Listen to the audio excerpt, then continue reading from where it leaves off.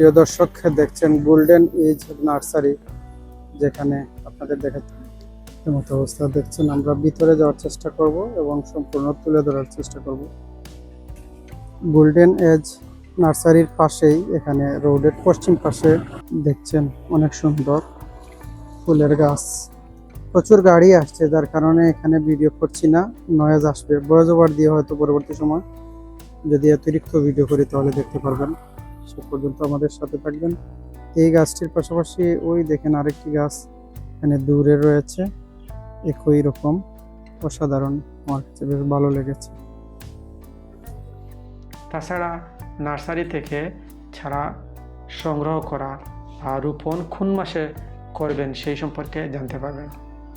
Nursery থেকে চারা রোপণের জন্য সবচেয়ে উপযুক্ত সময় হলো বর্ষাকাল, আষাঢ় এবং শ্রাবণ, অর্থাৎ মধ্য জুন থেকে মধ্য আগস্ট।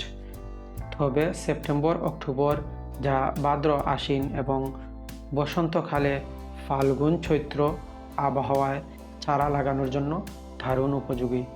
আপনার সুবিধার জন্য চারা রোপণের সেরা মাসগুলো সম্পর্কে একটি তথ্য দেওয়া হচ্ছে।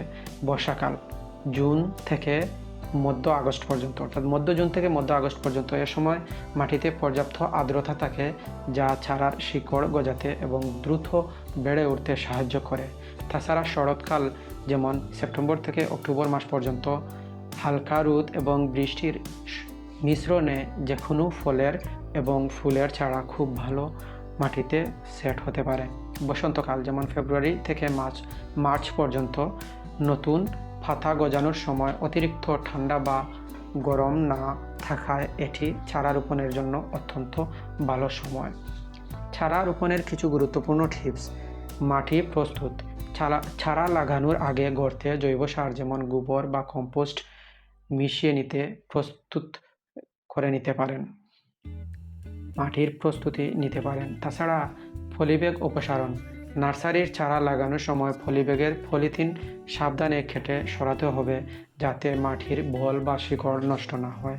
পানির ব্যবস্থা। রোপণের পরপরই চারাটিতে পর্যাপ্ত পানি দিন এবং খরা রোদ থাকলে সাময়িকভাবে চারার ব্যবস্থা গ্রহণ করুন।